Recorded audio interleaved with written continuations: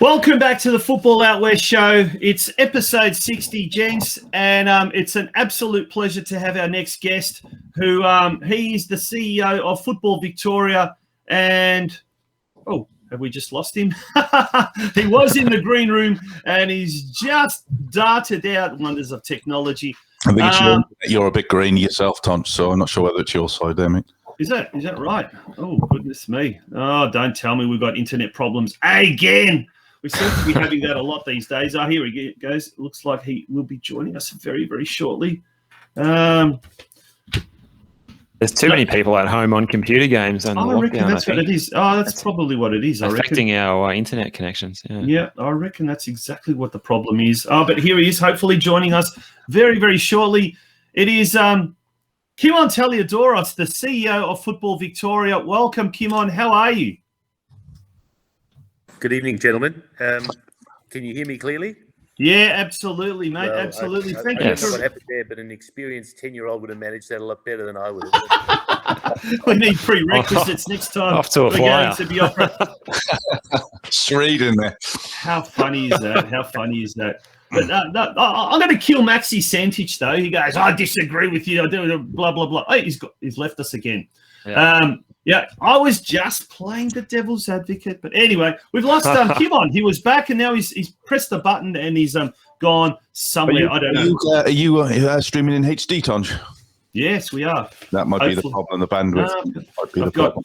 I've got 4 green bars on my side, folks, so that's pretty good. While we wait for Football Victoria CEO KIMON Talliadoros, it's been almost 100 days now to the day. On February 22nd, he was appointed the CEO after being here we go. He's back. He's back. Don't touch anything, KIMON. There he is. He's back. Okay.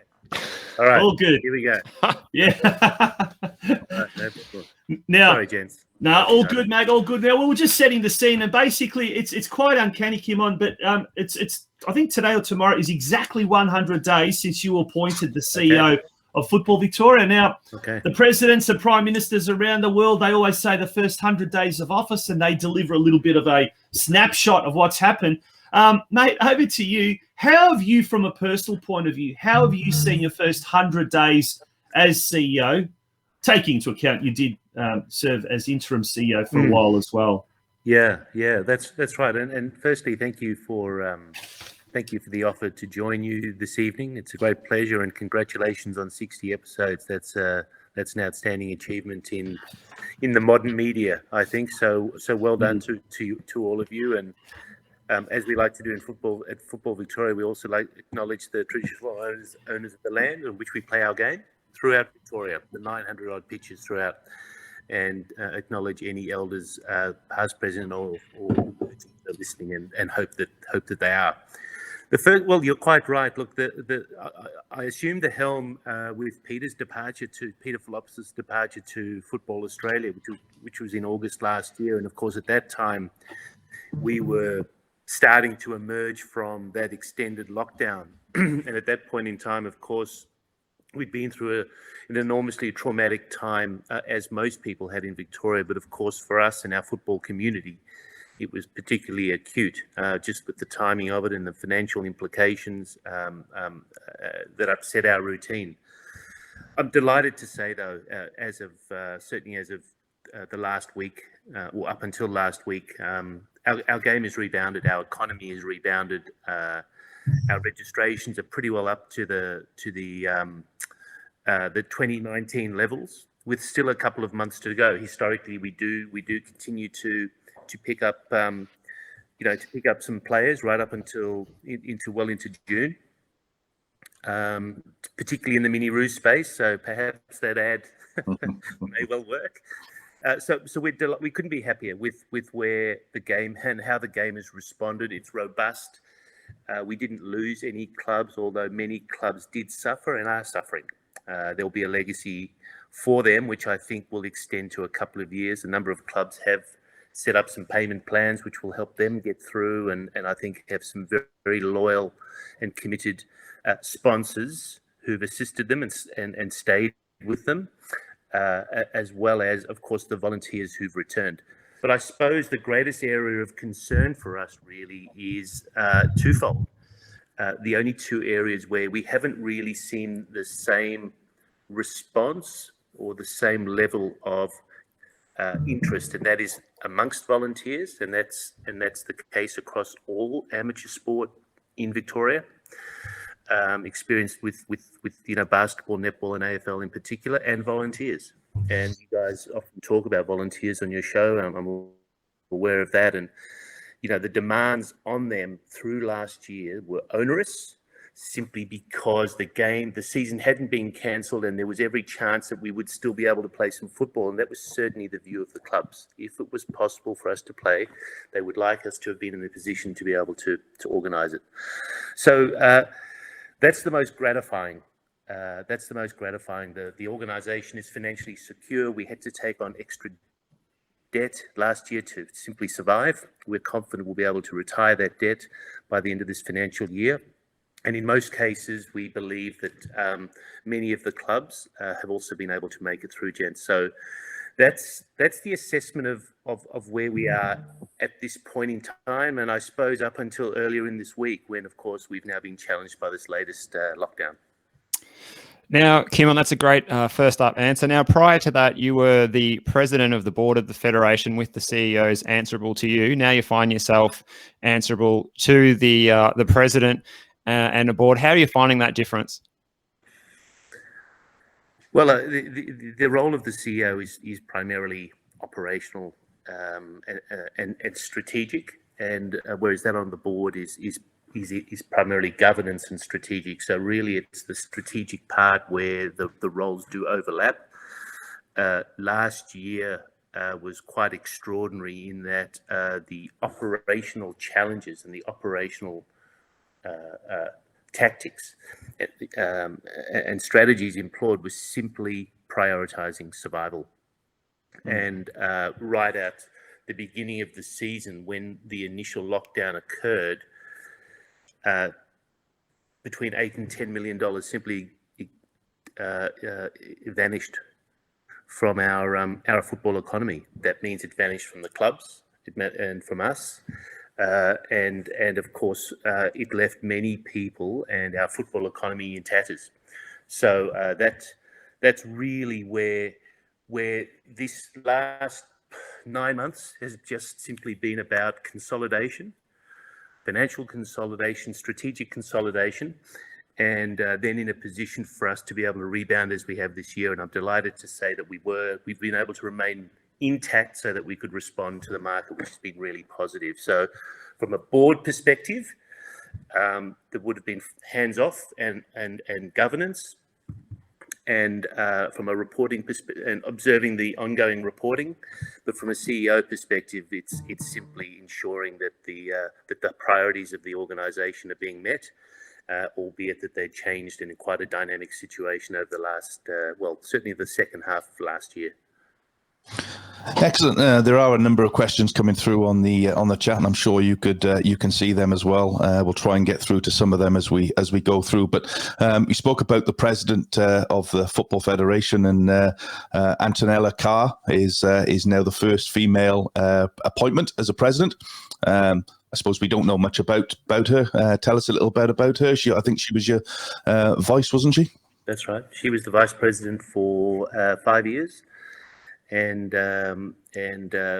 herself runs Australia's largest project management business for aged care facilities. So she's a highly accomplished business person, and extremely astute and well qualified, and of course a lifelong football fan from the early days when she used to go along with her father and watch Juventus in the old days, and has been in love with the game ever since. So she has a great abiding passion for the game, and the intelligence and the ambition too, particularly with the prospect of the next few years really requiring a focus on women and girls and the opportunities being presented for football in Australia, but also in particular Victoria.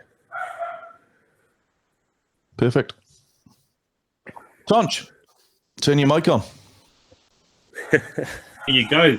Usually, Sorry, usually that's a Craig Filer problem, but I've done that myself these days now. So happens to the best of us. Kimon, obviously in your role, there's so much to cover and oversee, but we'll just touch on one of them and the Federation's showpiece competition, the men's NPL competition, which now is at the halfway mark. Now, putting the current COVID crisis aside and hoping that doesn't have the same effect on this year's comp that it did on last year's, what's your assessment of the first part of the season? Is it living up to expectations from a federation's point of view? Because from a fan's point of view, I think it's going along great, isn't it, guys? Absolutely. Yeah, I would agree with that. I think it's sort of 7 odd points between the top 7, isn't it? Something like that, which I think is fantastic in the NPL. NPL 2 and 3 also have a tight cluster at the top, and so certainly as far as the competition, the attractiveness of their competition is concerned, having a competitive environment for the title and for the finals is extremely important. I do think, though, also that many of the NPL clubs have been extremely conservative in their approach this year, particularly coming out of last year. So I think the ambition that exists, I think, amongst most NPL clubs, I think will become increasingly evident in the second half of the season, I think, because there's tremendous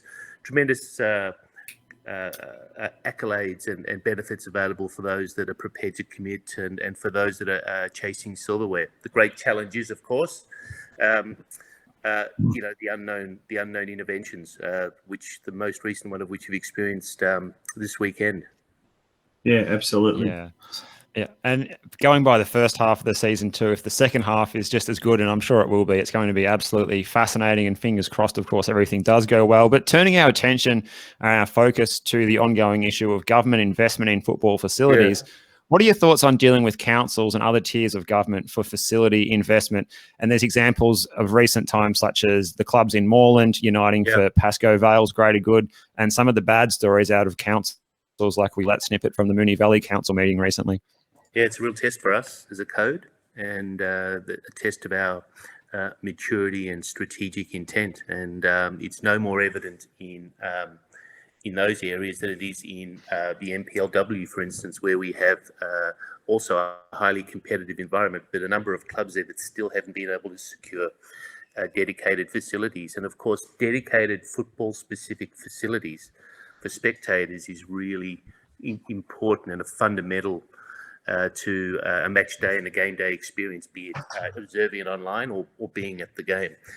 But Craig, I think the greatest challenge one of the many challenges for us in Victoria is that we're facing a chronic underinvestment in facilities, which I think has occurred over the last 20 or 30 or possibly even 40 years. And I think if you turn your minds to those famous old clubs that we know so well, you'll probably find in most cases their facilities haven't developed along with the professionalism of the game, and so that means that we are now at a disadvantage in being able to provide a suitable environment, not just for fans and players, but also to attract families and girls and women, so that they can enjoy football as well, be it men or women playing. And so the important part of our strategy, and this has been the case for the last few years, and we've had some success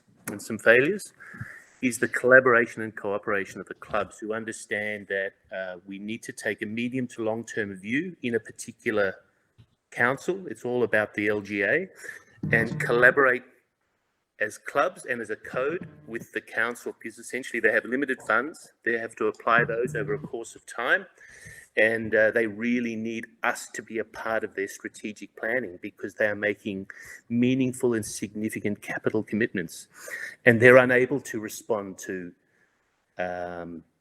short-term demands too well. So where the other codes have been so successful, in particular AFL and cricket, is that they've understood the long game and they've planned accordingly. And so generally speaking, those sports are particularly well off in being able to provide facilities for their players, even though I don't feel that the utility is the same, and that the demand for their particular sports matches ours. Probably the best example that springs to mind, I think, is, as you all know, is Pascoe Vale's ground there at Hoskin Reserve, which would be known to all NPL fans and those who've followed the game for some time. And it was quite extraordinary that every single club in Moreland, which is the most hotly contested, I suppose,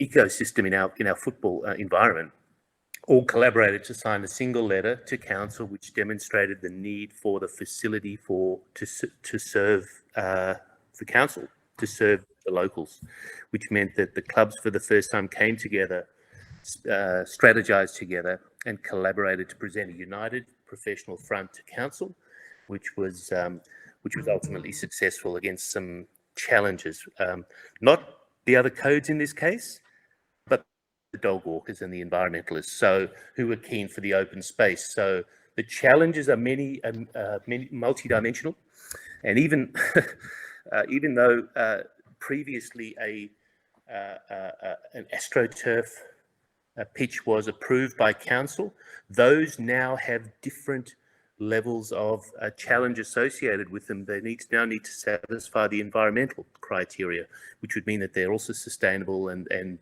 that, of course, is another challenge for our code to be able to deal with. Just want to touch on, Kimon, a question from Maxi Santech actually for you. Maxi said, question for Kimon: how can we further develop and attract more referees at state league level, below state league, women's and juniors? It appears that more games being played post-COVID at multiple levels without referees. Now, I was told a couple of weeks ago that referees are down something like 300 personnel. Is that correct? Yeah, I think it's about 200 games that we weren't covering in the first few weeks of the season. Essentially, now we've embarked on quite an aggressive marketing campaign to attract referees. So Maxi's question is exactly right. Attracting referees is the first task, and retaining them being the second part. And we know that each one of those elements carries with it certain complications. Certainly the feedback we have is that the level of pay is reasonable and satisfactory. Therefore, we know that's adequate. However, the level of enjoyment and satisfaction for referees over a particular match or a particular day or at a particular venue varies. And I think that's anecdotally a contributor to being able to retain referees. So we churn through possibly up to, and we are undertaking a review at the moment, which will provide some empirical evidence on this, but we suspect there's a high level of churn. We suspect that that's in large part due to the fact that there's some dissatisfaction with some and disillusionment with others. And so the challenges will be, by the end of the year, for us to be able to have a highly effective marketing campaign that will target new people into level 4 courses and make it very easy for them to get qualified, ideally online, then with a practical session, and then secondly, have a mentor early on. So those first couple of games are in a suitable environment. Ideally, we also want to try and get those referees to a club where we can be confident that the club will take responsibility for the environment and provide the support that I think is important for referees to then want to continue from their second to a third, and then for it to become a career path. So those are some of the challenges we've had historically, and a lot of referees. Sorry if I've missed it there in that. Have a lot of referees giving up because of what happens within a game on a Saturday, of not enjoying it, the frustrations, the abuse, everything, all of the above. Because I've been at games and I wouldn't want to be a referee and get talked to the way that some referees get talked to. So that's obviously a massive part of the problem. Yeah, we think so. And as I said, I think we'll have some specific empirical evidence which we'll be able to share with the football community. And I suspect you're right, Craig. I suspect that's a significant part of the challenge. And in particular, the way I can see some of the comments there from your viewers, that it's the coaches and the parents too who must take responsibility. I mean, the referees are entitled to enjoy their day. You know, that's why they're there. It's not just simply about picking up, you know, a couple of $100, but they're entitled to enjoy the day. And if they don't, it'll be very difficult for us to retain them. And I think we would all agree, well, certainly our view is that quality refereeing is a significant contributor to an enjoyable game. You know, and I think that then we think, okay, well, what creates that and what supports that? And then we know that the behavior of the coaches is critical to that too. So the coaches and the referees, and then the players understanding their obligations on game day, I think, gee, you know, if we could get a lot of that right, I think it would contribute positively to a match day experience. And I think that then has other implications for other stakeholders. Yeah, maybe that's something for us down the line, Tonci, of maybe getting one of the referee administrators on to do a show about the referees, because the more information we can get out to clubs, players, officials, parents, I think the better it's going to be. But we'll move on from that one, and we'll touch on the facility part that Steve was talking about earlier on. The home of the Matildas. Yes. We talk about investment and we talk about facility. $116 million investment in the Matildas HQ here in Melbourne. Talk us through that. How did that come about, and how important is it for Football Victoria? Yeah, we think it's critical. We think it's been a critical, and it's been 5 years. 5 years ago, you may recall the Victorian government announced a commitment to gender equality in sport. And they created an office for women's sport.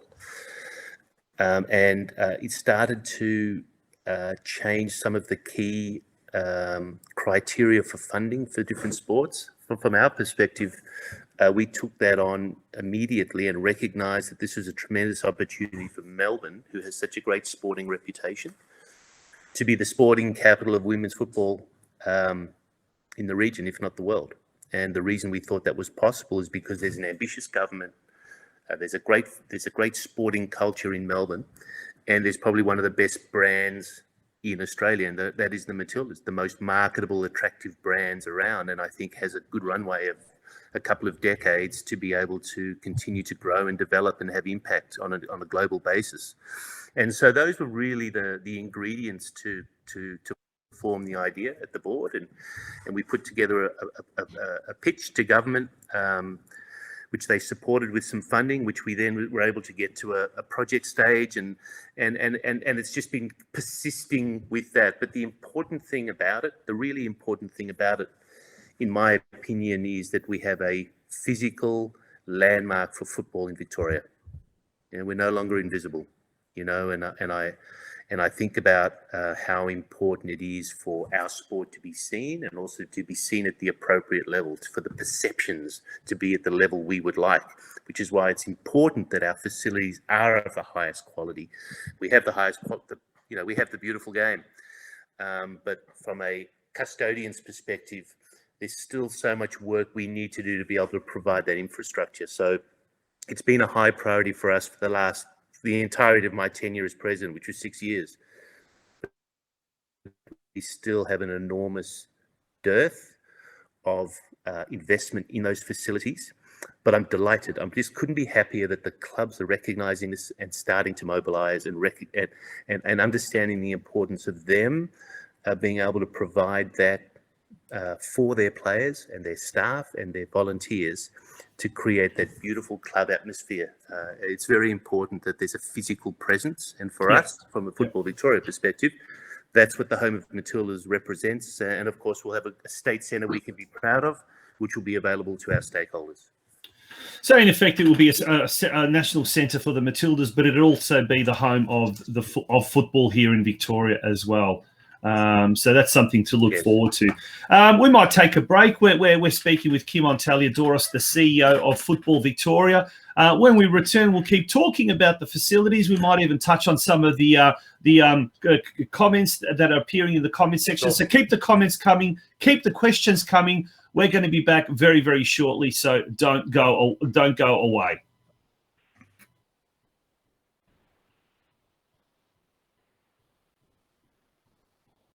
Looking for the best in authentic Maltese cuisine? Then you need to dine at Georgie's on Vista. Situated in the heart of Fraser Eyes, you can't go wrong when it comes to family dining.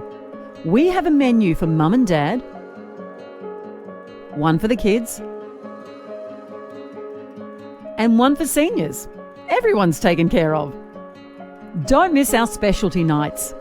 Tuesday night is Parma night, where you get to choose from not one, but 5 different Parmas. Wednesday night, kids eat free with every paying adult meal. Thursday night is members night, where members get the chance to win some great prizes. And Friday night, join us for happy hour between 5:30pm to 7:30pm. Jim, Johnny, Jack and their little brother Schooner are only $5 each. Looking to get an early start Friday afternoon for a punt? Our sports bar with TAB is open from 3pm Friday afternoons. To book your table, email info@georgiesonvista.com.au. Bring the family and come dine at Georgie's on Vista, 46 City Vista Court, Fraser Eyes, Plumpton.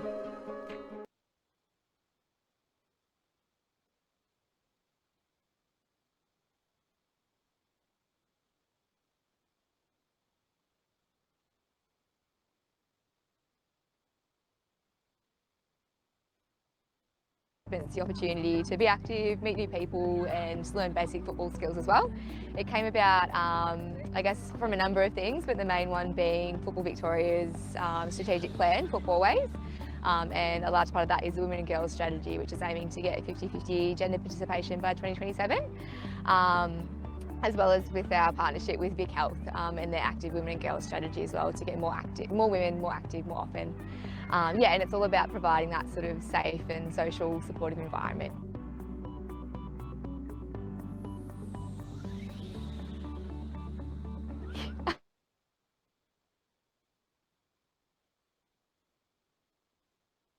Welcome back to the Football Out West show. It's episode 60, and we're speaking with the CEO of Football Victoria, KIMON Talliadoros, who joins us live on the show, on the screen. And once again, KIMON, thanks for joining us here. Really much appreciated. Just before the break, we were talking about the importance of facilities and obviously female football, women's football. We just saw a little snippet there of a program that's not just designed for competitive games and soccer players, and certainly not elite players. It's basically for mums, and you don't have to be a mum, obviously, to be a part of that program.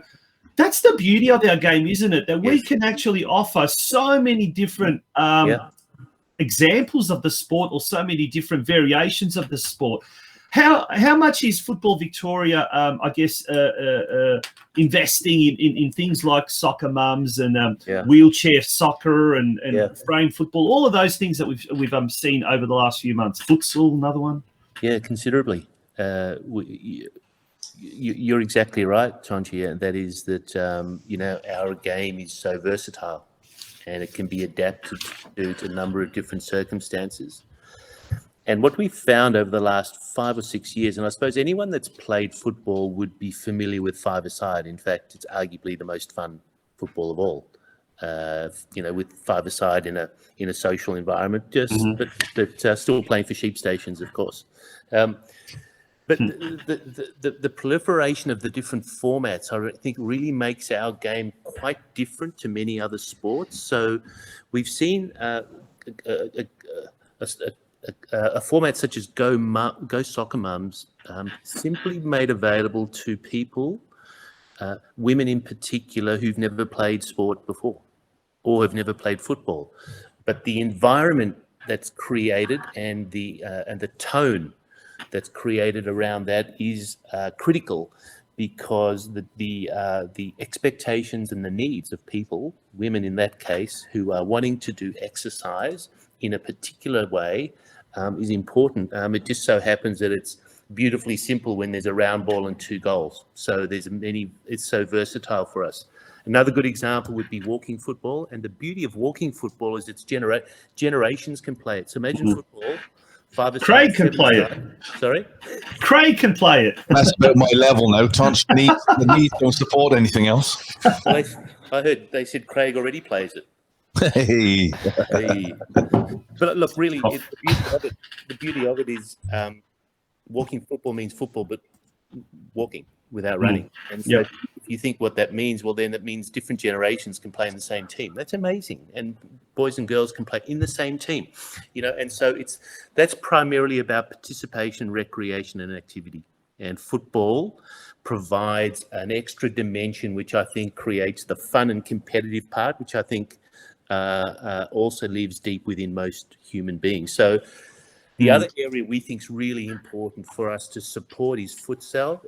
We've been deficient over the last 15 years. It was, in fact, with the new regime at Football Federation Australia in 2006, decided not to do futsal. It was a specific decision not to do it because they prioritise other areas.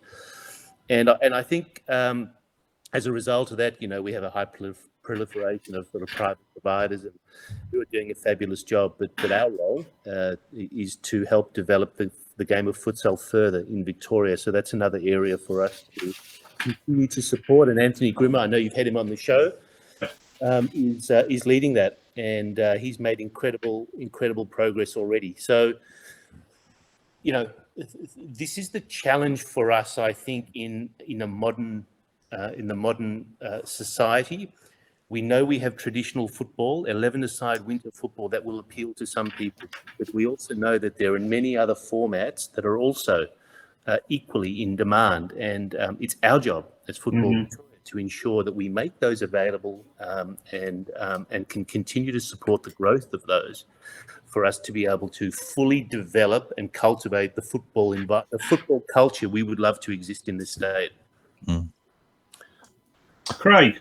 Yeah, I just want to go back to another point raised on the comments side about referees before we go any further. And David Calthorpe, not seen him on before, so maybe a first-time listener, but he's put up, be brutally honest, not going to recruit referees until one important thing changes in the game. Adopt a zero-tolerance policy with all behaviour directed towards officials, both from on and off the pitch. Now, I know I was at a game last weekend and was stood next to a referee behind the supporters, and I know at one stage he had to go and have a word with the supporters about their behaviour. Now, I know obviously Football Federation, you look at some of the player fines, some of the players' suspensions this year that the Football Federation are coming down harder on poor behaviour on a football field. This is going to be a bit of it's going to open a bit of a debate here, but should we not start deducting points from clubs that have poor behaviour from their fans towards officials and other spectators on the side of a pitch? Craig, I think you'll find that we'll be doing some of these things next year. We have the review underway. We expect to have some evidence to be specific about where those problems are. Ideally, we think we'll have some solutions to that, but we still have to test them out. So we may need to do that in a few different competitions. But I would have thought that, that things like that, sin bins, clubs also being able to take a certain view on refereeing and providing a particular environment, some benefit for being able to do that. For instance, if we would also possibly rely on referees reporting on clubs.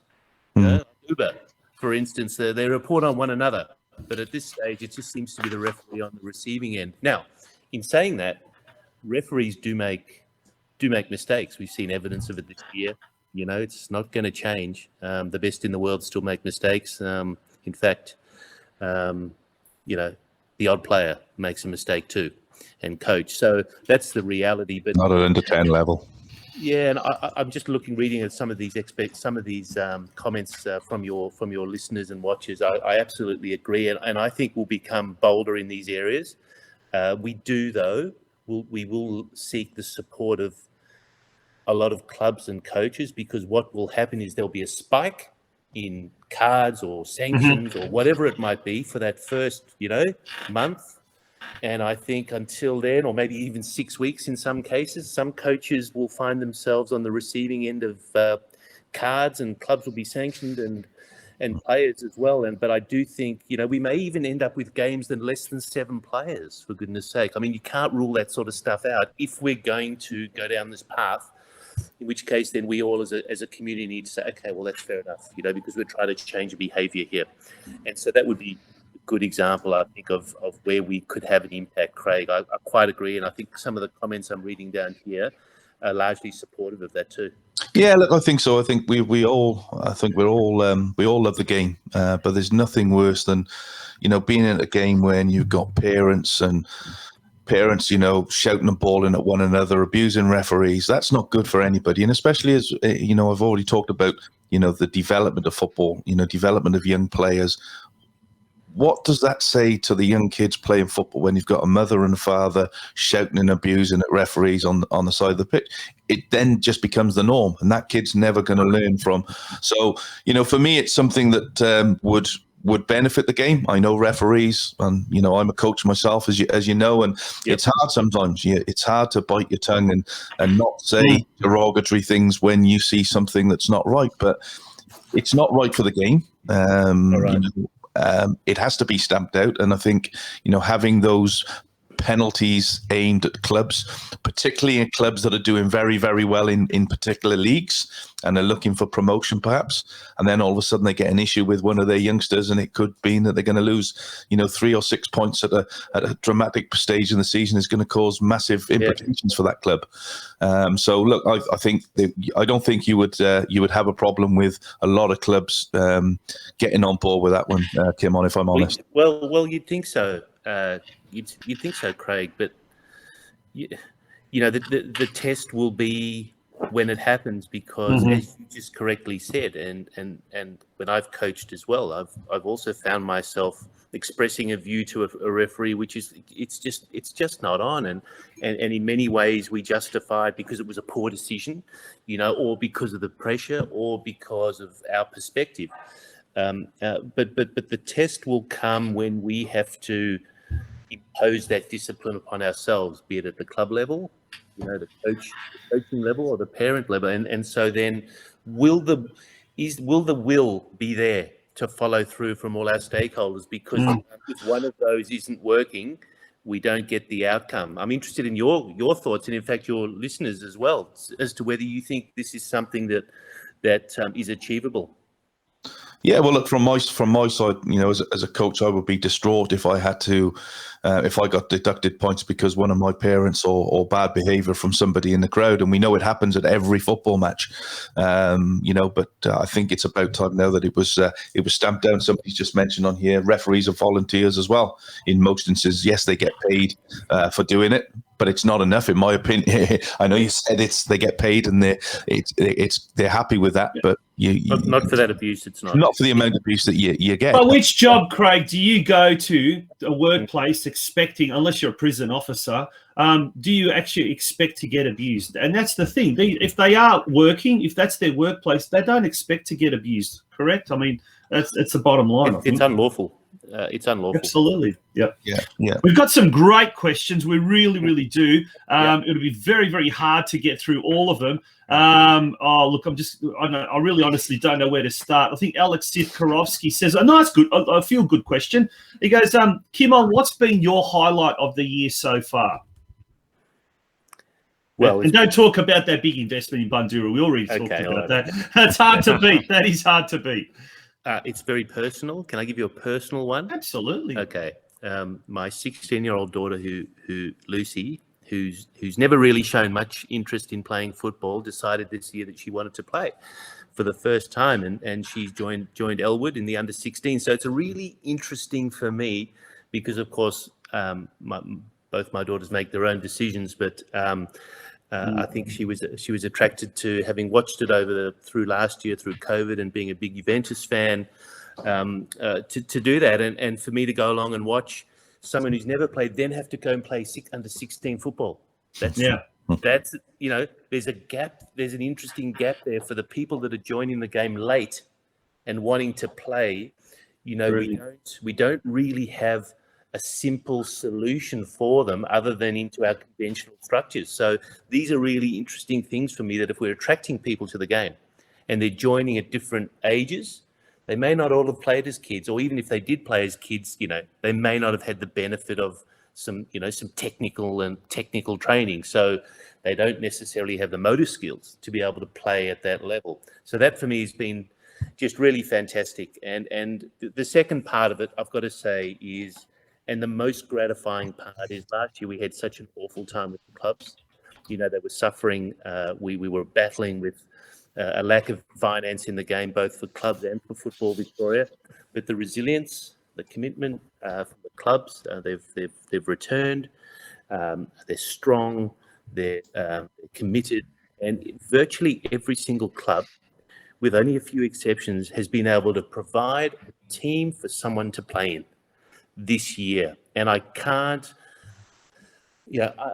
undervalue what that's taken for those volunteers, because 98% of our clubs are run by volunteers. So that for me has been the most remarkable thing this season. So we had a lapse that was imposed on us, but I have just such great respect for these people and what they go through and what they've done for us to be able to have a football season this year. Kimon, obviously Football Victoria this week is celebrating National Reconciliation Week. Can you tell us a little bit about the importance of the role that someone who's pretty prominent as a footballer himself, James Brown, played at Football Victoria, and the role of his new replacement? Yeah, it's terrific news that Chris Swain has joined our organisation to head up our Indigenous football strategy, which commenced about 3 years ago with Football Victoria's commitment to do a RAP, a Reconciliation Action Plan. And we always talk about acknowledging the traditional owners, and we have, there's 900 pitches in Victoria that we use, that our clubs use, and that's on the lands of the traditional owners. And so as a sport, it's our obligation to come to terms with that. And it's complex, and it's as we know, it's even more so at the national level through these sorts of challenges. And so James Brown, who's a fabulous player in his own right, initiated that with Football Victoria about 2 years ago, and started the process for us and led it really effectively. In fact, we're the most advanced of all the state sporting organisations, and in fact, certainly the most advanced of any football organisation in Australia. But unfortunately, Craig, during the pandemic last year, he shot off to Queensland and took up and played back up there in the NPL, and then was offered a fabulous role back in government, and he's just excelling. He's an exceptionally talented person. But now we have Chris, who's joined us, and that's his job, that's his obligation, and it's his great passion too. And what we do know in football is that progress in many ways relies not only on capability and skill and ambition, but passion, to drive for that, and particularly in our game with all the obstacles. So having someone like Chris join us just last week is incredibly exciting for us, and that's the sort of it's a demonstration of the commitment we think is necessary in certain areas of the game. And I must also shout out to the guys at Western United who've committed to the frame football, Tonci, which I think you were telling me about, which is fantastic, because at times like this, people need connections. And that's what sport can do. And in particular, of all sports, football can do that. And so why shouldn't football or a football experience be available to everyone? And our obligation is to try and work out what football format is required to be able to do that for every Victorian that wants to do. Yeah, absolutely. I had the pleasure of watching that, and I was there at the Leisure Time Centre when that frame football thing happened. And there was a gentleman that drove an hour and a half from the other side of Melbourne to be a part of it. So we forget just how passionate the parents of those kids are, but just to see them play, I mean, it's seriously, it is awesome. It was absolutely awesome. So big shout out to Pete Bradley, who was on our Geelong Region Soccer Show last week, Steve, with regards to that. So brilliant stuff there. Craig, you're next. Yeah, I suppose to touch on very, very briefly, I've got a couple more questions, but touch on, obviously, last weekend was a washout because of the current situation that we find ourselves in. I believe there's been another 5 cases today. I think we're all wanting football to be back this weekend, highly unlikely in my opinion. I've just found out today that Point Cook is now an area of concern with a few shops being closed down, which is a bit of a worry as well. What's the contingency in plan for football? I know it's pie in the eye. Let's see what happens. But what's the contingency? Obviously, we've got the Queen's birthday weekend coming up, and obviously we've got the August catch-up round as well. Are we likely to see any games being played midweek to try and get through that? Yeah. I mean, I think that ends up being the contingency, Craig. If we can't simply reschedule the missed week into the makeup rounds, then we're obliged to consider those options. If last year's any indication, we prepared for the season twice before it was suspended, and even through that period, we were contemplating scenarios that might appeal to clubs. And through that period, we had a range of different responses. Some clubs at some point said no, it's too difficult, and we would rather not participate. Others insisted on us being able to run as much of a season as we could. So from our perspective, we believe our job is to run football competitions. We run 40,000 fixtures a year. It's about 800 a week at this point, 900 a week at this point of the season. So, if there are any more than a couple of weeks that are eliminated from our season schedule, it does create complications, and then it gets to the point, if we can't make up games and we can't make up those games midweek, we then have to tinker with fixtures.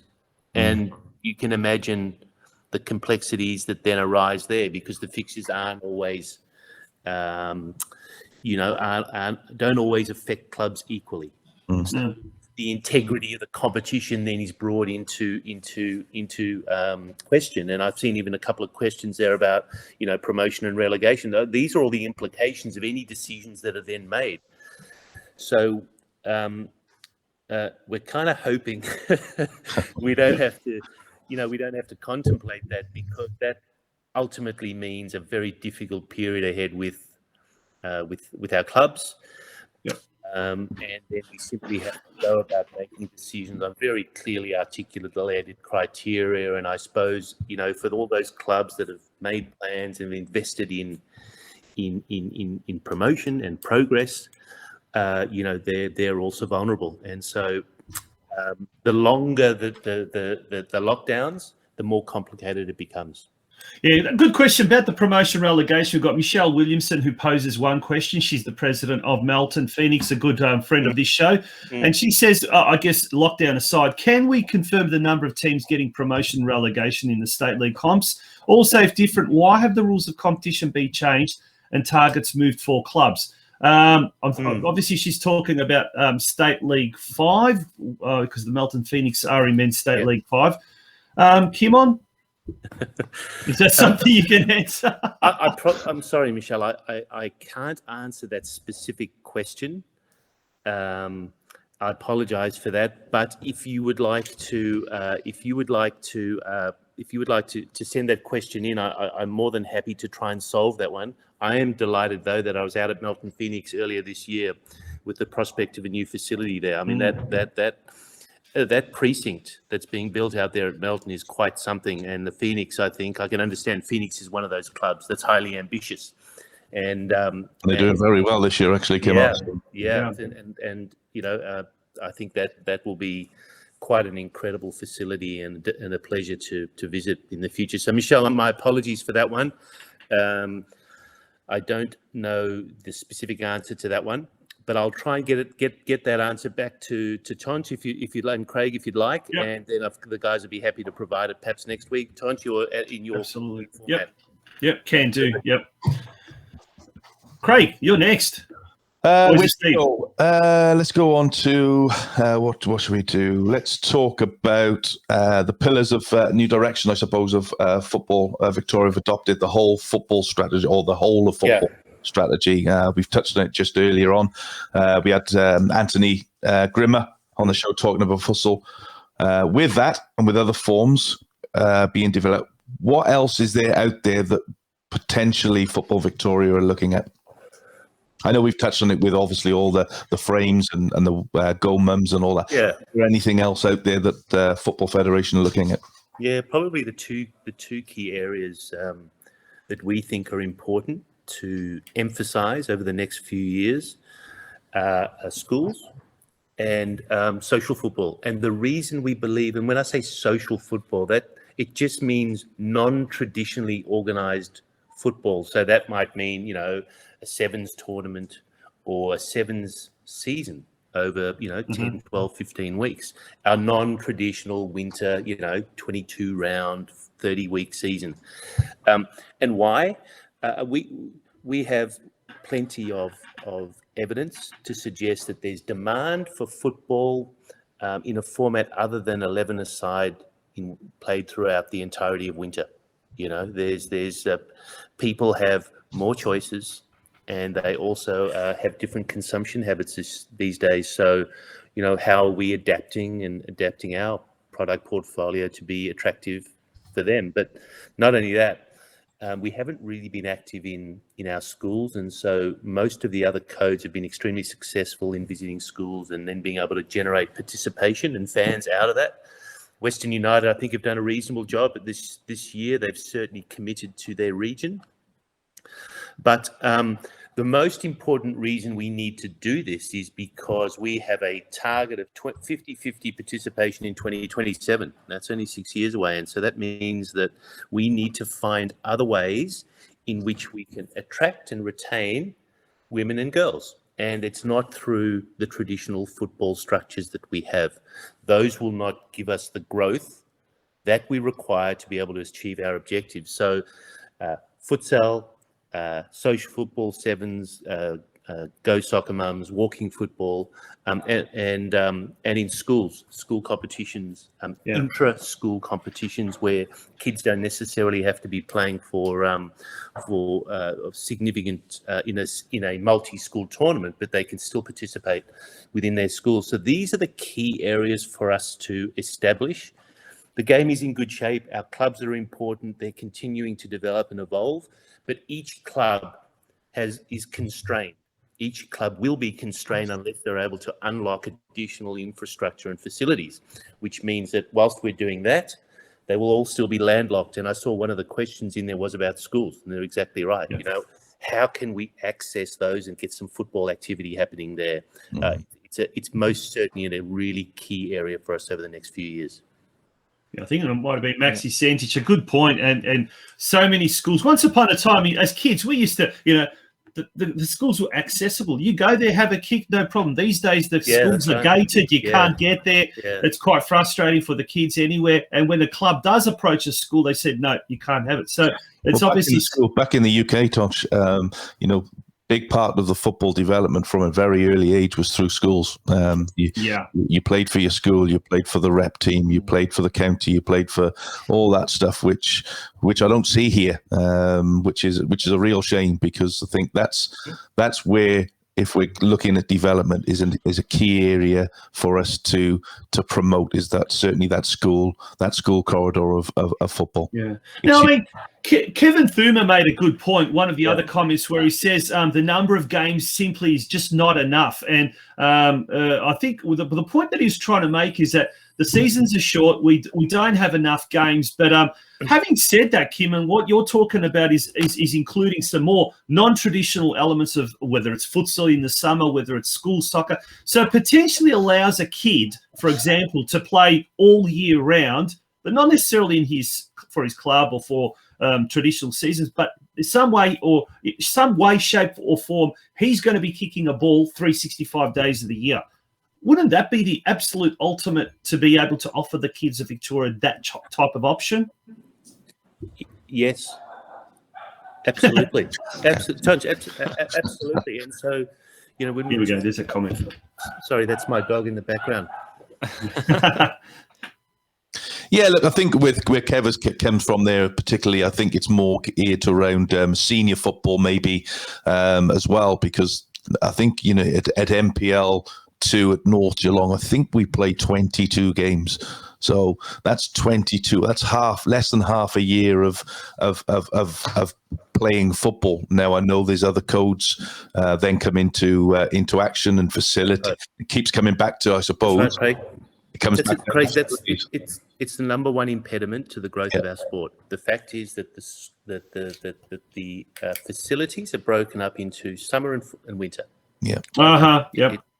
And which means that we only have 6 months available to us, in most cases, in 80% of cases for our clubs, to play football, which often means most clubs are looking for somewhere to do pre-season, let alone, complete an entire season. So at the heart of it, and a high priority for us is, to what extent can we influence both state government and local government policy in relation to this? Because we are unable to meet all the demand, the full demand that we have.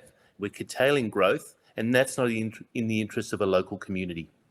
So those policy decisions, those historical legacy policy decisions, are really important for us, guys. They're probably the most important. So with futsal, for instance, if futsal can be defined as a summer sport, for instance, it then gives us access to facilities outside the traditional winter window until we're able to solve those challenges. So that's really, really at the heart of it, quite frankly. And if we're able to achieve that within the next 3 to 5 years, if we were able to achieve that, our growth will be exponential. It really will be, because the demand is there, and the demand is there particularly because we're able to adapt and provide a range of football products, which gives us that annual ability to provide a football on a 12-month basis.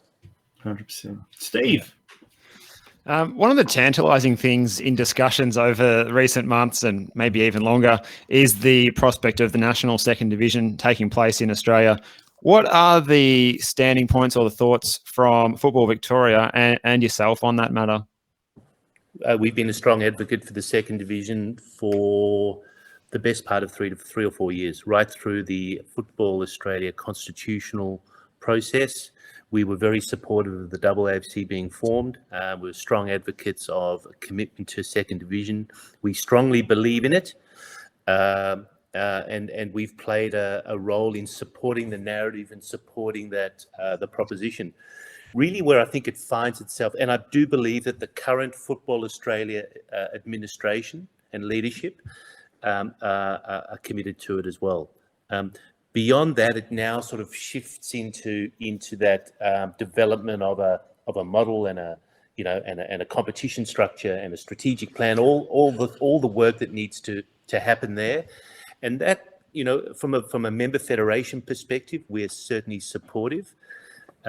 It's a national competition, so that falls within the jurisdiction of FA. So we'll continue to lobby, we'll continue to support it, but I don't think most other states do. I think the minority of states are in support of that, and so Football Australia still have a task there to be able to, to form the coalition necessary to make it happen. And what states would that be, Kimon? What states would that be? Victoria and New South Wales predominantly? Yes.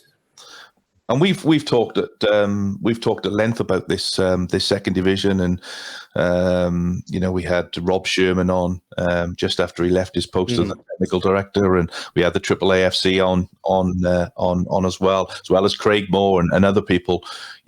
Is it such a bad thing that other states don't want to come into it yet, because there's a lot of unknowns to it, I suppose?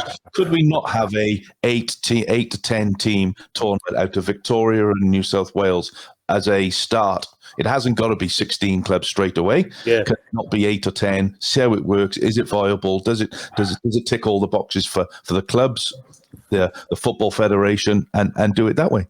Yeah, I think that's logical, and I eventually think that's what will happen. You know, I think there's sufficient ambition and there's sufficient commitment from Football Australia and also from a number of leading clubs throughout the country that they're able to make that happen. But I mean, I think if we just take a step back and look at the A League, for instance, and set the W League to the side for one moment, you know, they've been successful in securing a broadcast deal recently. But I think you all would have read that they're also looking to raise significant amount of capital to invest in the growth of the competition. Yep. You know, it's a significant amount of capital that's required, and so these clubs are already coming off a reasonable base. If we look around Victoria and we think about, you know, which clubs would be able to make that transition, I don't know how many there are. You know, I think probably the biggest club in Victoria would probably be Preston. You know, the crowds that they get, the entertainment they put on, they're consistently getting the largest crowds. And so, you know, to then be able to scale up to 5,000 and 6,000 people and the necessary commercial model, I think is an enormous challenge. And I think clubs, our NPL clubs, if they have that aspiration, need to start scaling up now. Otherwise, the chasm will be too great. And so I think a part of convincing and making the second division happen will be those leading clubs demonstrating that. And so I think, you know, that's where some of the risk and some of the challenge then falls to some of those leading clubs. Yeah, and you talk about the infrastructure of clubs there, Kimon. You mentioned Preston Lions, who've done a massive amount of work and are still doing a lot of work with their facilities there. You know, you've got South Melbourne, you've got Heidelberg, who've just come off a multi-million-dollar and still consider it. So, you know, you've got Heidelberg, you've got Green Gully potentially, you've got George Cross, you know, who have a fantastic facility up there. Incredible. Yeah. You know, would you need? You mentioned sort of grounds of 6,000. Would you need that many supporters to make it viable? Well, in the absence of that, if we talk about sort of Western United just a few weeks ago on a Monday, had 800 people watching them, which is disastrous for football. Yeah, and I mean, so that business model relies on drawing down on capital. Mm-hmm. You know, and if the revenue's not coming from anywhere to cover the costs, then it has to be drawn from capital, the owners, investors, whatever it might be. And so, if the NPL clubs don't have a robust commercial model, they're then also relying on their generous benefactors or indeed contributions from their community, because the one source of revenue we do know exists are spectators. So if they're not arriving, Craig, if they're not turning those sorts of numbers, I'm not convinced. I haven't seen any evidence to suggest that there's a broadcast deal out there for a second division that would be enough to sustain a second division with its cost base. You know, Australia it's a big country, and we have that. We have the tyranny of distance to overcome, and so that's an enormous obligation. So that's why I mention those sorts of numbers, because in the absence of that, the clubs then have to be able to draw on cash flow to continue to operate. And what we don't want in the first couple of years of the B League is failures. We don't want. No, we don't want that. That's for sure. Yeah. So that has medium to long-term implications. So I think that's where the challenge lies, in being able to either have that investment that will then sustain it for those first few years to build the value.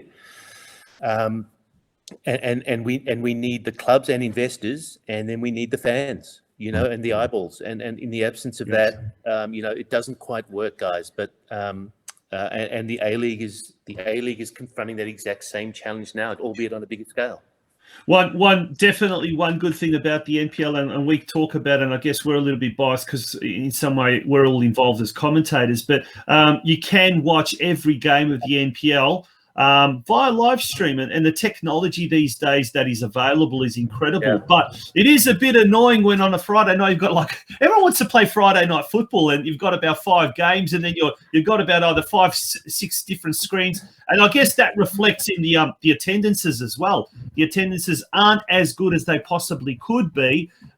Is that something that maybe Football Victoria has discussed and thought about? Maybe what we need to do is actually work on the marketing, not the marketing, the marketable ability of the league, and fixtures is one of them, coverage, etc. But is it though, Tonci? Because if you were to have those games on a Saturday afternoon, you're not going to be the other way, where you won't get the supporters there because they're all watching their local clubs. Oh, look, you're always going to have it, but my thing is, when you've got 5, 6 games on a Friday night, it's very congested, isn't it? It doesn't help. Yeah, that's not great. Tonci, you're exactly right. So, if we take a strategic, we could be a lot better. Yep. We could be a lot better at, and I'd like us to be a lot better at developing our NPL value proposition. And that means we have such great brands. We have fabulous brands, historic clubs. We have emerging clubs that are just, such as Georgie's, George Cross, who demonstrated their ambition, and what a fantastic facility. But it takes a collective approach and a collaborative approach from the clubs. So, for instance, clubs might schedule on a Friday night because they believe it will deliver them the best, the highest number of fans. But it may or may not be in the interest of building the NPL brand for the reasons that you just mentioned, which means that, through this process, clubs then need to be able to make these trade-offs and collaborate. And I think we're probably short of that at the moment, but I'd like to think it was possible, because there are some highly successful, ambitious, capable presidents and leaders in these clubs, people who've been incredibly successful in life and business. And what we really need is a collective view on championing football, and football first, club second. That doesn't exist at the moment, but perhaps football and club together, that would be something that would be fabulous. Yeah, it's a change of philosophy. We've well and truly gone over regular time. We're into extra time. We're going to take a very, very short break. We won't be gone too long. When we return, we'll have talkback lines will be open. So get ready to ring in. We've got heaps and heaps to still get through. Don't go away. Looking for a venue for your next event? Our function room at George's on Vista is the perfect place for your next special celebration. That special birthday or anniversary, a baptism, communion or confirmation, whatever the celebration, we can provide a fun and enjoyable atmosphere with great food. Why not hold your next corporate event in our function room? We can seat up to 100 people and can provide you with a professional environment. Whether you're looking to hold a stand-up or sit-down event, we can cater to your needs. We have meal plans and platters for you to choose from. For more information, send an email to info@georgesonvista.com.au. There's no better place out west to hold your next function than at George's on Vista, 46 City Vista Court, Fraser Rise, Plumpton.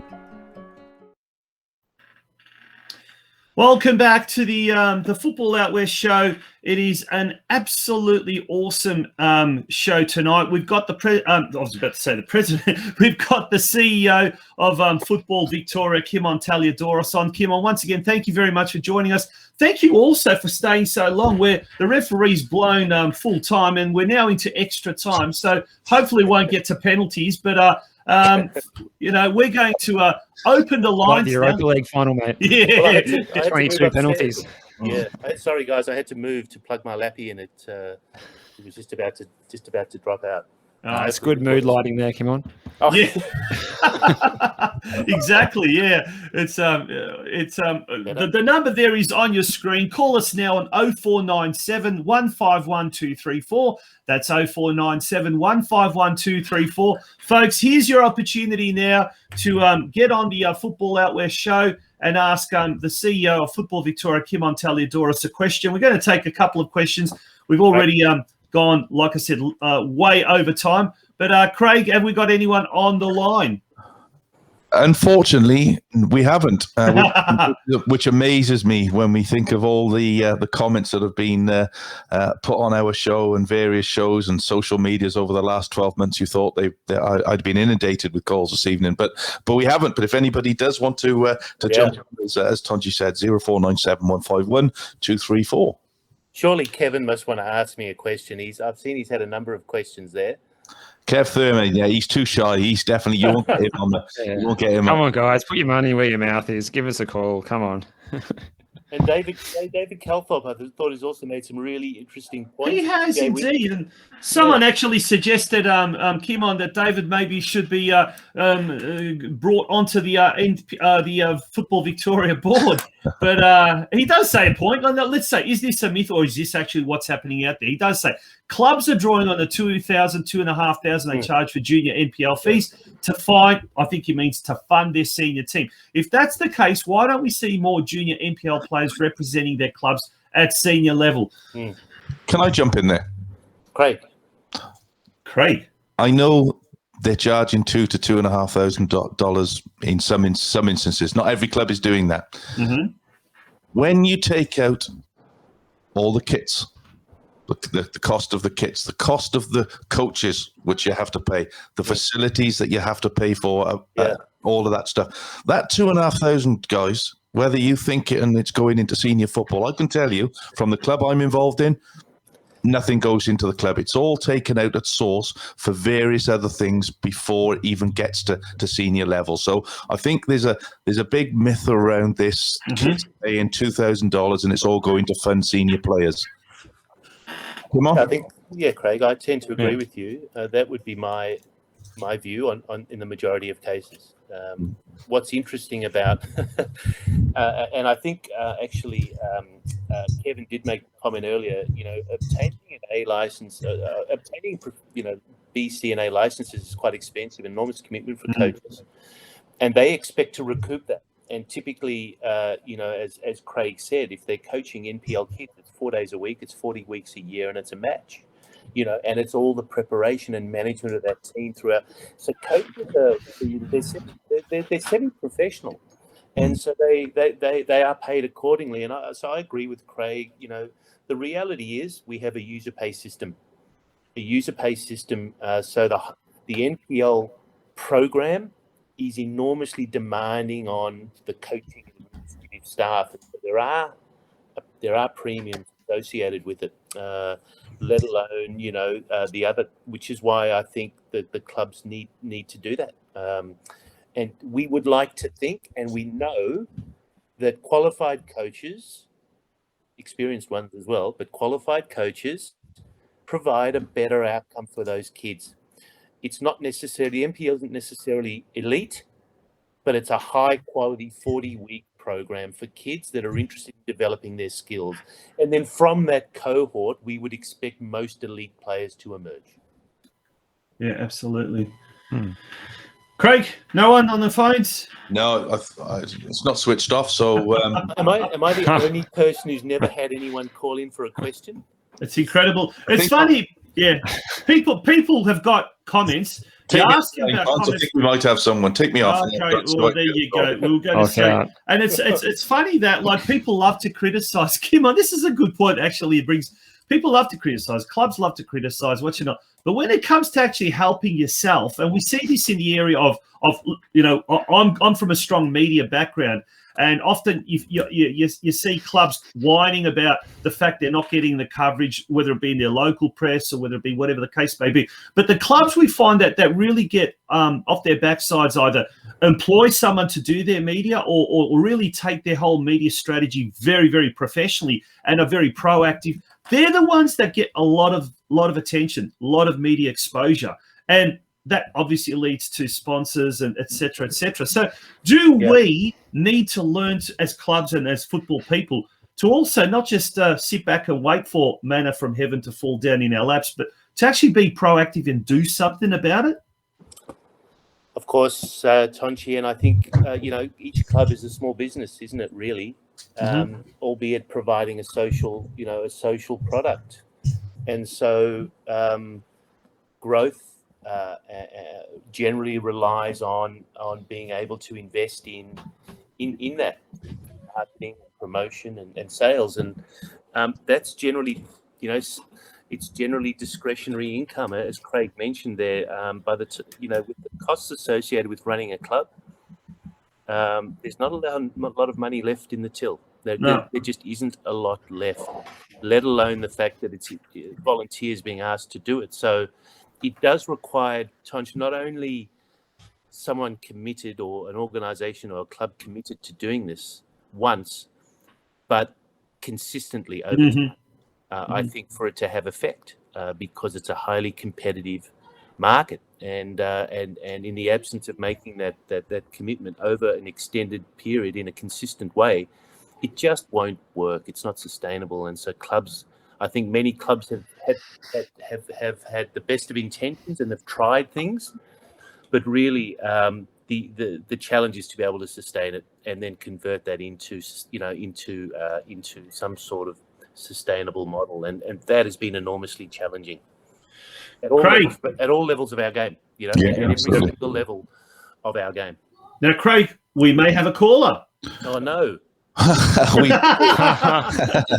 Unfortunately, we do. No, unfortunately, we do have David Calthorpe, who's come on and call through to the show. Welcome to the show, David. You're through to KIMON. Yeah, thanks. How you going, guys? How you going, KIMON? Hey, David. How are you? Good, thanks. Thank you for your questions. No worries. I'll probably just give you a little bit of background just quickly. So, I'm come from an AFL background. Worked at AFL clubs. I was a professional player myself for 10 years, and I worked in sports administration at AFL clubs for almost another 10 years after that. And my kids now play football/soccer. Okay, smart and kids. So I sort of seen firsthand both sports, and that was probably the basis of my sort of questioning. That I feel like there's a lot of things that can improve in the sport, and obviously you acknowledge some of those things tonight. But I mean, one question that sort of wasn't answered and sort of affects my son is that so he plays for a club. I won't mention the club just in case. But our team was placed in Wallabies at the start of the season. We pretty quickly asked to be regraded into Kangaroos because we pretty much thrash everyone that we play against. Yep. And only to be turned down, and we've got to finish the season in Wallabies, which is not fair for our kids, not fair for the kids that we're playing against, and only to be told that it's not changing. But yet there's a team in the Kangaroos who are getting flogged. There's a bye in both the Kangaroos and the Wallabies competitions, and we're told by an FFE employee that won't be changing. Okay.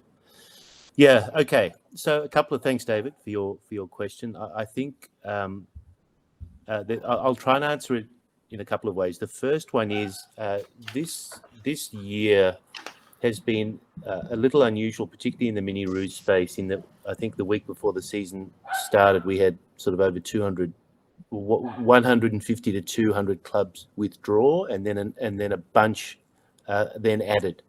So we've had some chaos, So we have had a little bit of chaos, and I think we took a view that we'll over the first few weeks we'll try and sort it out. So if that was the case, David, and it was that obvious, and it was that I'd be surprised. But are there perhaps no other circumstances that make sense, and perhaps if the club were to follow up to try and understand that, I promise you one thing, and our staff, they really care and they want to find solutions. That's the mindset, and so I think that would certainly be the approach. Be the approach, David, to try and find solutions where we can, and where it's not possible or where it's too difficult. We often have to live with it simply because of the volume, and so that may provide you with some context. But I'd encourage your club to follow up if they feel strongly and they really do, and there aren't any other circumstances that perhaps you're not aware of. Yeah. Yeah, well, I know for a fact they have followed up and they've been into had a visit into your head office there, but still not unsuccessfully. So I just my concern is, Kim, on that, is it that because we're only a community club, and I do understand the level of the amount of teams and the difficulty in fixturing, and you've got MPL, you've got community clubs, you've got so many different age groups, so. And even with the girls, because both my girls play as well, so fantastic. I do understand all the complexities. But it just, to me, it seemed like a no-brainer. But well, if it's a no-brainer, it's commented, and as well as Michelle Williamson here, that they're the grading for mini rules is in week 9, which is normally the case. David, after a few weeks of the season, there's normally a week where they have that regrading round, which has been going for as long as I can remember. So hopefully that'll change for you. But I have a question for you, actually. How does it feel from someone who played professional AFL to now see his two daughters and his son playing the proper football? Well, my son plays both codes, and I coach him in the other code. So, but he's played the round ball code from grade prep basically, and I've actually loved him playing that sport, and I'm hoping he wants to continue. I'd rather see him play the round ball rather than AFL. Why is that, mate? That's an interesting point you make. You played professionally at AFL level. Why is that? Why is that coming from a dad? You'd like him to see him playing. I just think there's more opportunities in the game. I think AFL is a big sport here in this country, but it's really in this country really a big sport, and it's a bubble really. I think that I'm not being disrespectful, Kim, or anything, but I think if the game of soccer here can get a lot of things better than what they do at the moment, and their price point's a little bit better, then I think that they'll dominate the game of AFL. But I've seen over the last number of years they don't seem to want to be able to do that at the moment. And you shed some light on some of the difficulties of with the number of pitches you get to play on, and I've seen it all firsthand. But I still think there's a lot of ways we can maybe make the game more attractive for participants.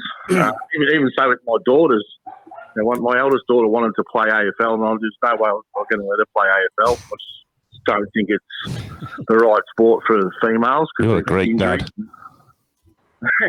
Injuries and so forth, and she and both my girls sort of excel at it. Both my girls enjoy playing the game, but I think the game also doesn't cater for the. You mentioned a comment earlier. I think it doesn't cater for females properly. My eldest daughter wants to play. She wants to be the best she can be. And she will do everything and train as much as she can and whatever's the opportunity for her. But my other daughter, she just loves playing, but she doesn't want to train 2-3 nights a week, an hour and a half at the time. And then some of them get to the age, like my daughter's team, a couple of them walked away because they want to go out on a Thursday and Friday night. They want to work now. They don't want to train So I just don't think sometimes the game caters for them, those ones. They just want to play because they love it. So why can't they train one night a week, and why can't they play once on the weekend? And that goes hand in hand, Kimon, with what you said about having a social element, a social side, where kids, when they do get to 17, 18, they're doing a VCE or university exams, and they can't train. And even if they are very good, they can't train 3 times a week with MPL clubs because of study commitments, but they still want to play. And we don't want them walking away. And that's a really good point. But that's the globalization and the opportunities at football. We know about it, and we're seeing people like David being exposed to that. But Kimon, someone that you knew from your playing days, We talked about him earlier in the show, Ange Postecoglou. So he was your coach or a fellow player at South Melbourne. Yes. He's now on the verge of, landing a gig on the other side of the world at Glasgow Celtic. I mean, from a personal level, you've known him for a long time. He's done so well in Japan and now in Europe. That must sort of drive you as well to provide a whole generation of kids with the opportunities that your sort of generation had. Absolutely, and I think Ange has demonstrated that, as we've seen with many of our players, that an Australian can aspire to be the best in the world, and he's still on his way. He's still young, and so this isn't the end for him. This is just the next step, because he's quite an extraordinary person, and right from his days as a player, his mental strength, his competitive nature, and his thirst for knowledge. He had always had an inquiring mind, always wanting to understand, not just understand the game, but understand why. And then because he had that about, he then empowers himself to advance his thinking to being able to solve problems and press for exceptional outcomes. And I think it's, it just fills me with such great pride that someone like, he decided a little while ago, of 20 years ago, that he was going to commit himself to being a professional coach, and he did it probably prior to most other people doing that in the game, and he's an exceptional talent, and I think he's also someone that has a strong conviction and faith in the Australian DNA, the DNA of the Australian sports person, men and women. And I think he showed that when he was coaching the Socceroos, and the values he stood for, the values he insisted on in his teams. And he didn't want to play the Dutch way or the German way or a modified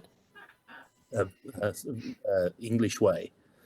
He wanted to find the right way for Australians, that Australians, through all our diversity and all our exceptional talent from such a range of different backgrounds, have that common, that common view, that common essence, and somehow he's been able to identify it and codify it. So, that sort of brain for me is one that's bound for greatness, and I think he'll continue to do it.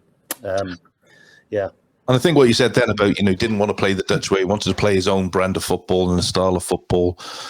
We've touched on that on the show with many different guests over the past 60 shows about we're not Europe, we're not Holland, we're not Spain, we're not Italy, we're Australia. So we can't try and be something that we're not.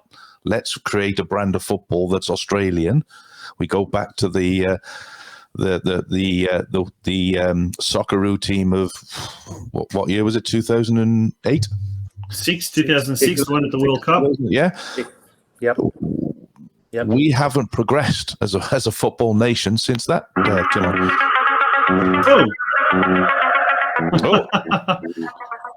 Sorry, guys. Is that last chance call? Right, it's the last chance call. Talkback lines are open, 0497 151 234. The number's there on your screen. Last chance. We're going to take one more caller. We have really, really stretched the friendship here a long time. We've been almost on the air for 2 hours. And we'll get one more on. One more on. Take me off. Let's get this caller on, and we'll. And Craig looks like he's got someone on. So he's I love that Knight Rider music. I haven't heard that in years. Goodness me, that's fantastic. But as Craig is getting this last caller on the screen, thank you to everyone that has in any way been involved with the show tonight, whether you've been listening and just listening in the background. We've had some great callers, great comments, questions as well. Just a reminder about tomorrow night's Geelong Region Soccer Show. The featured club is Cryo Soccer Club. We did have the Cryo president, Mario Gregorio, put a comment there. So they will be featured on the Geelong Region Soccer Show. Steve, me and you running it tomorrow night at 7. Craig, have we got someone? We have. We've Finally, got yes. another special guest. It's not Michael It Long, is is it? Michael Oh, Long. no! On. How can Michael. we have a show without Michael, Michael Long? Kimon's actually just going off screen now, Michael. Michael, you can't have my Socceroo's top, mate. Sorry, Yeah. buddy. I saw your question. You can't have. I only have one left. I can't. But maybe your little guy. Maybe your little guy's going to be a Socceroo himself. I want to ask you, which is your favorite Socceroo kid and your favorite Socceroo moment? Sticking with the Socceroo team. Well, I know you're a bit of an advocate for kits, Michael, aren't you? yeah, he is. He is. But I mean, the game against Uruguay was special, but the game against Croatia, I thought at the 2006 World Cup was something else. Because there was so many layers to it. There were so many, Australian Croatians and Croatian Australian. It was just it was our moment. It was our moment, I think, and it was being there at the ground too was just quite exceptional. That for me was, and of course Harry Kewell and Viduka. That era of players were my favourites of all time, and so I loved watching them at their best. And so for me, that particular game will live long in the memory. What about the Greece one in Melbourne? That was pretty good as well. That was the No fight in you two. Good. Skoko scored that one too, right? Because I got a Greek name.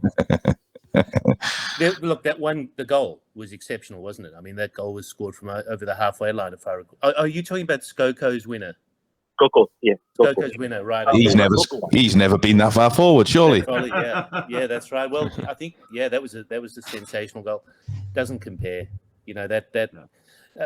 World Cup matches, World Cup qualifiers. That's the real thing.